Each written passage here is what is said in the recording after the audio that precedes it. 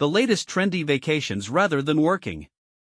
I had always known that her glamorous lifestyle was a facade, but hearing my parents discuss her financial troubles felt like a punch to the gut. "How much does she owe?" I asked, trying to keep my voice steady. Mom hesitated, glancing at Dad before answering.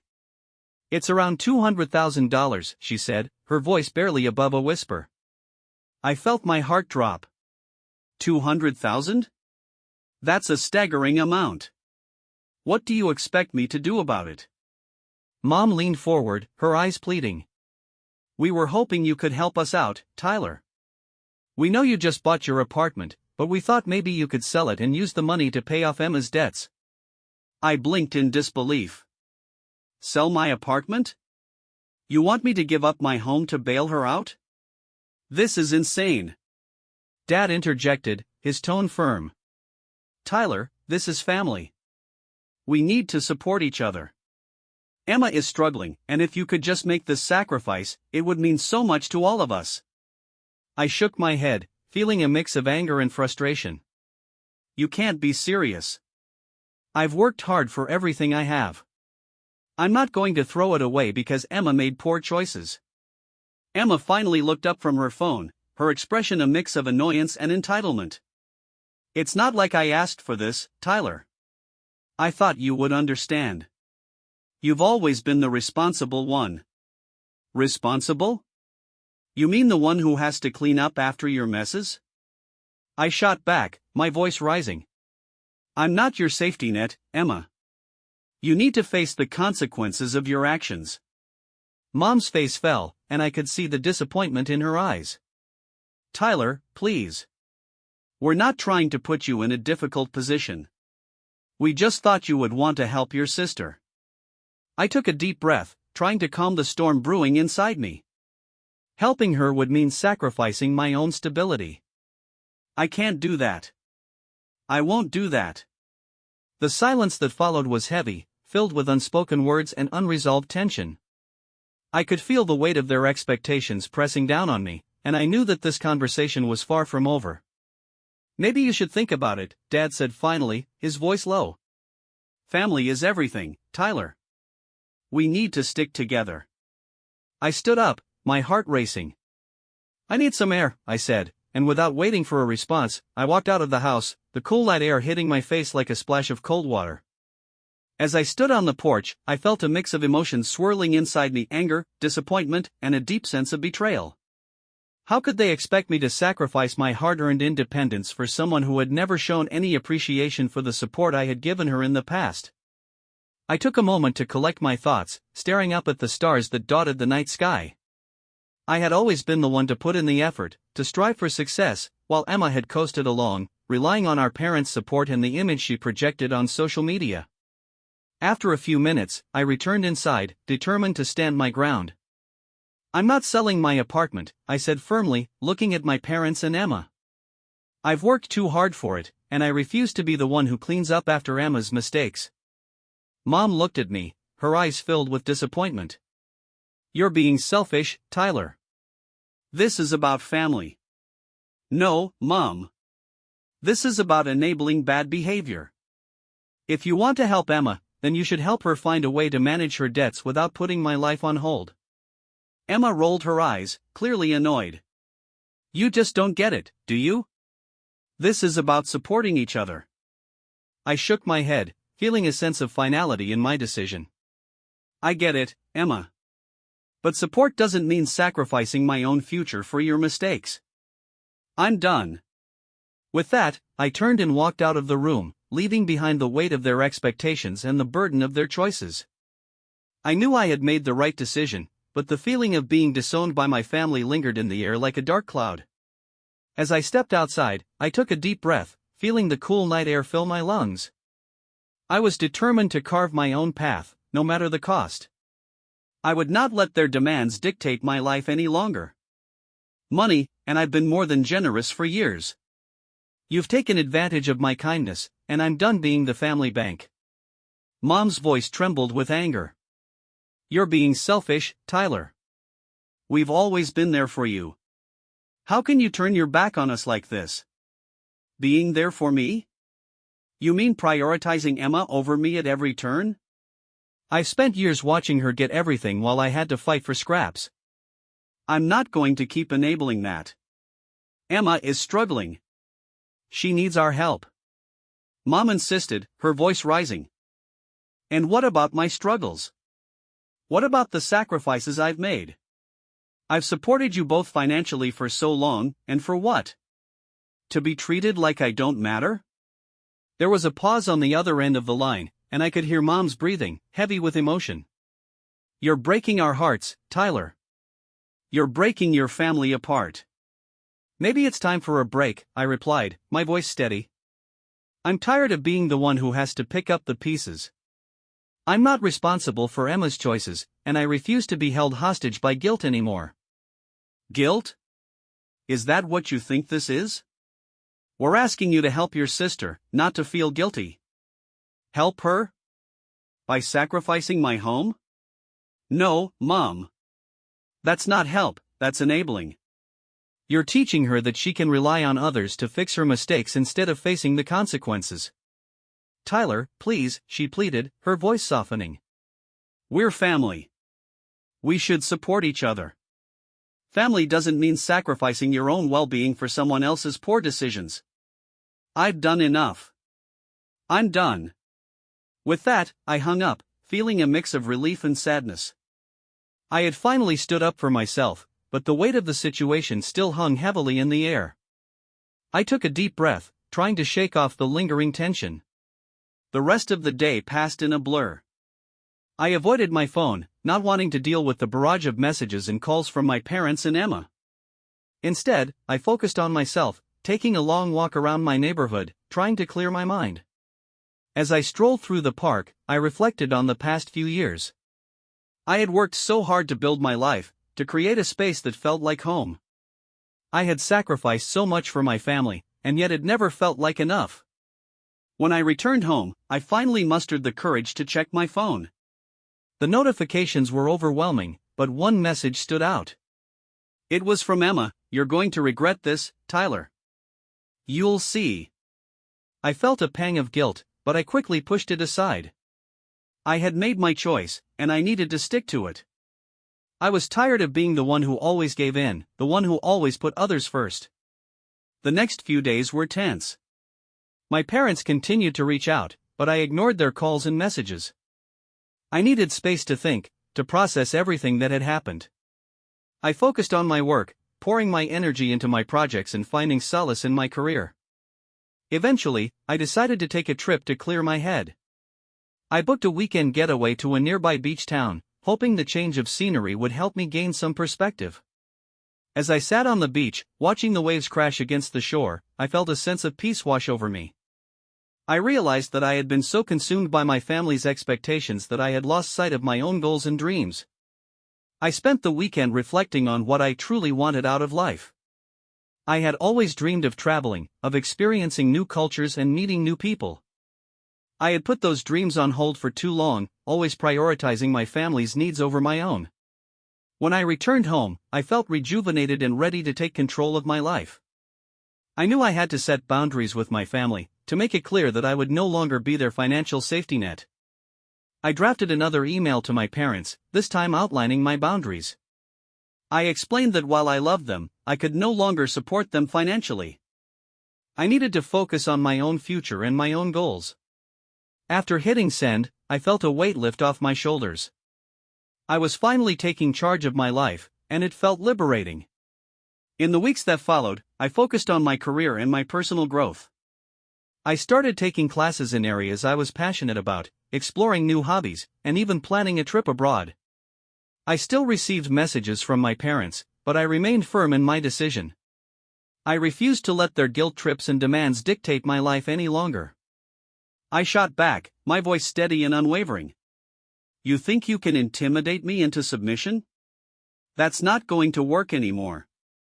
I'm not afraid of your threats. Mom's expression shifted from anger to desperation.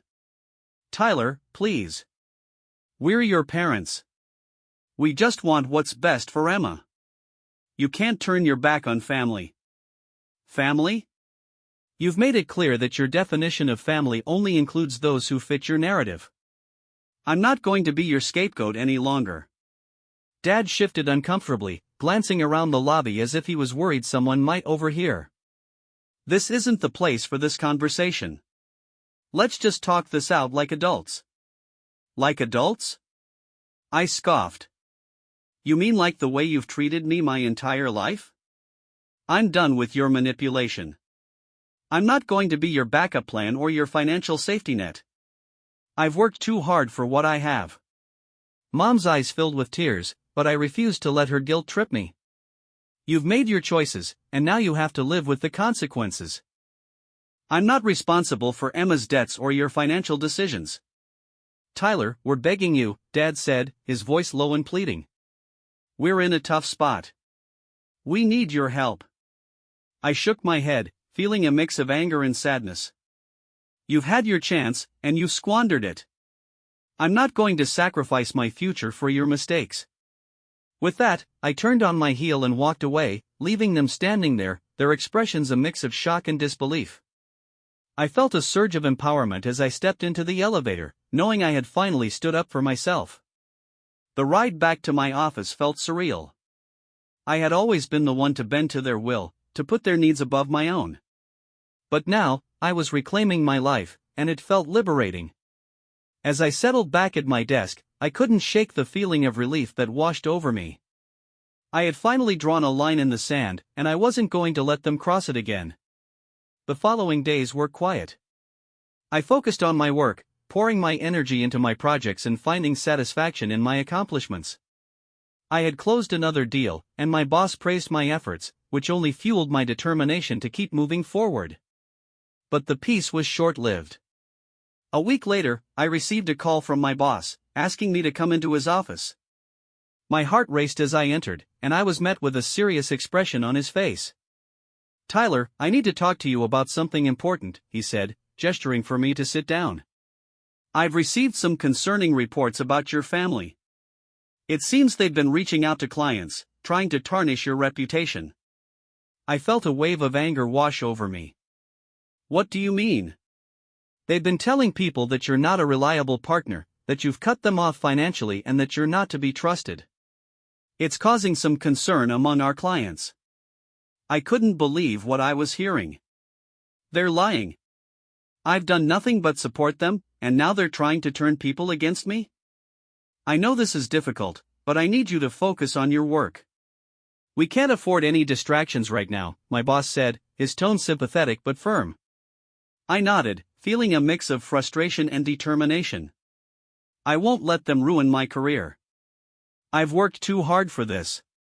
After the meeting, I felt a renewed sense of purpose. I wasn't going to let my family's actions dictate my life any longer.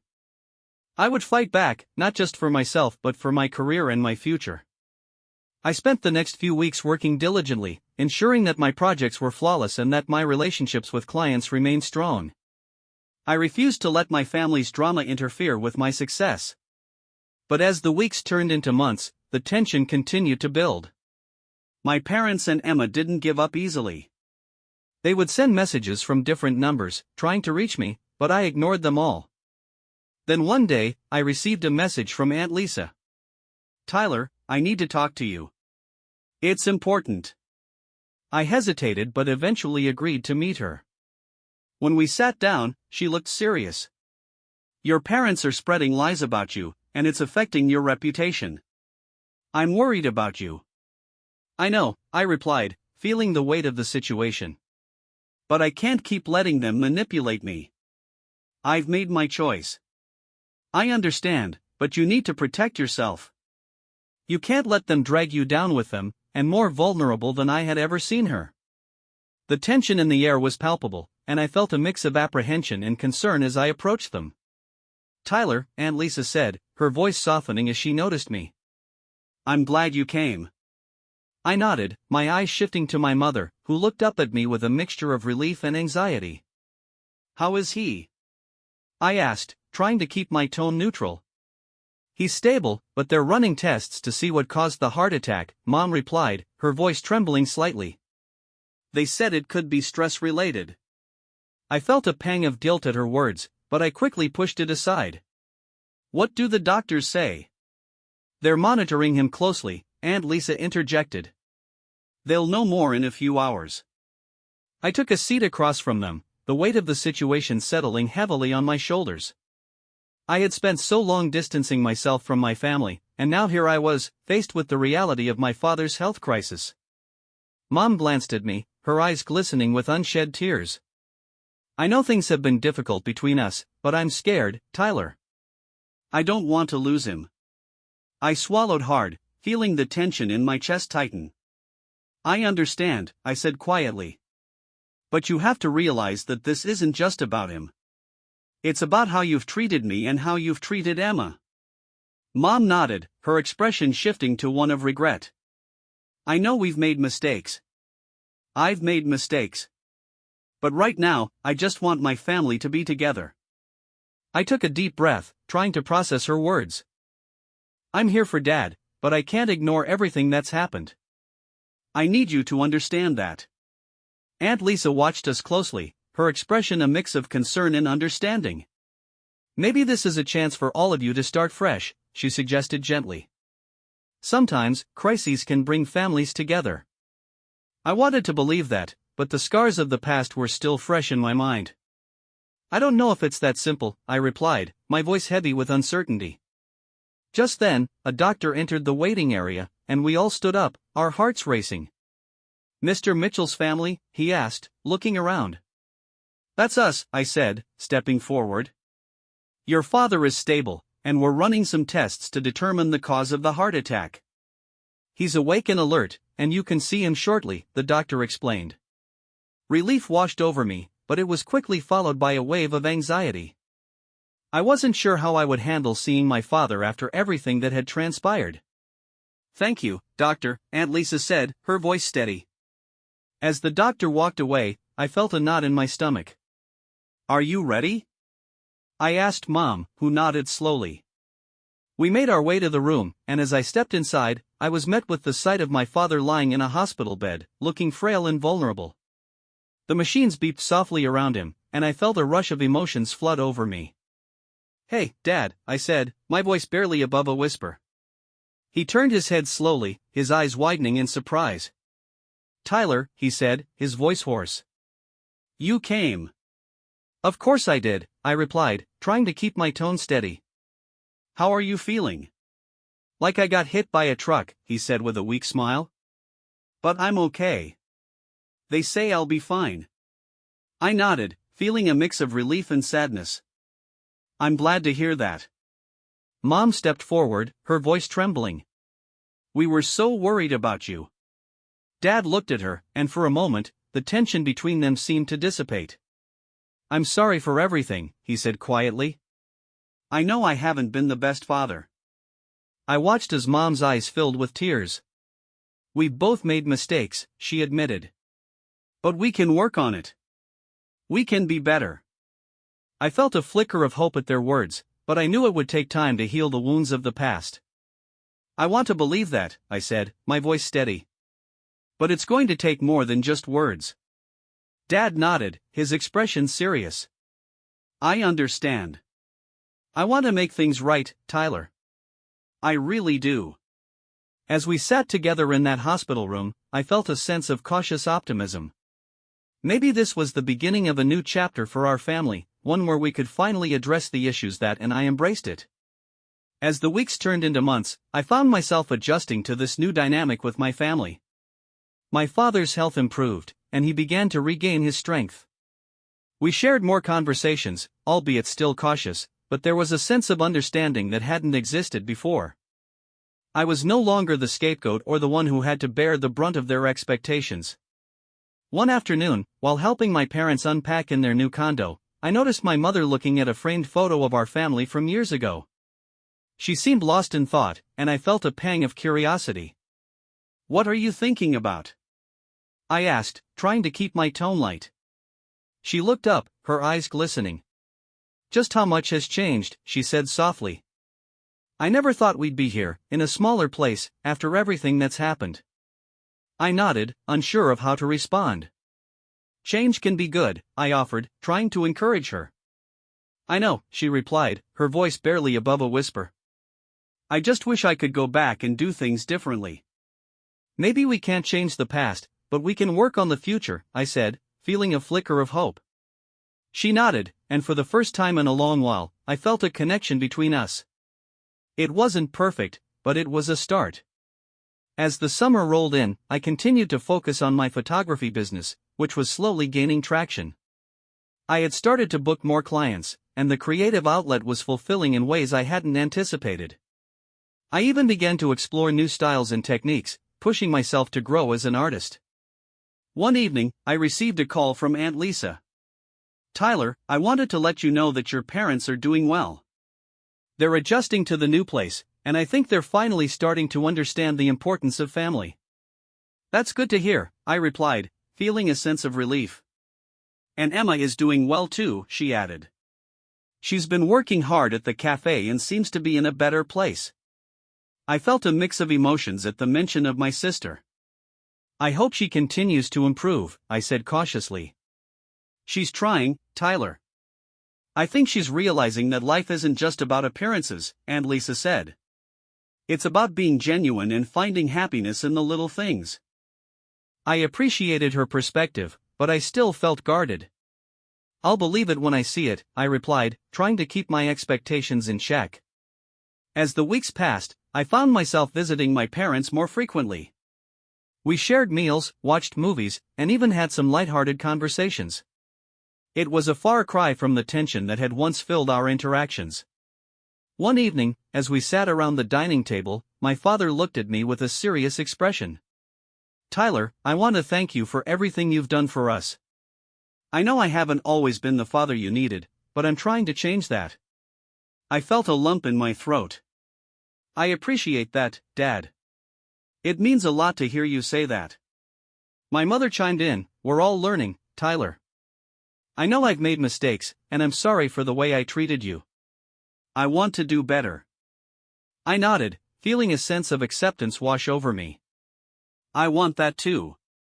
We can all work on being better to each other. As the conversation continued, I felt a sense of hope for the future. It wouldn't be easy, but I was willing to put in the effort to rebuild our relationships. One day, I received a message from Emma. Hey, can we talk? I hesitated before responding. Sure, what's up? She suggested meeting at a cafe near her workplace. When I arrived, I found her sitting at a table, looking more relaxed than I had seen her in a long time. Hey, she said, offering a small smile. Thanks for coming. Of course, I replied, taking a seat across from her. What's on your mind? I wanted to apologize again for everything that happened, she said, her voice sincere. I've been doing a lot of thinking, and I realize how selfish I was. I'm trying to change. I studied her face, searching for any signs of insincerity, but all I saw was a genuine desire to make amends. I appreciate that, Emma. It's a step in the right direction. I know it's going to take time to rebuild trust, she continued. But I want to be better. I want us to have a real relationship. I felt a flicker of hope.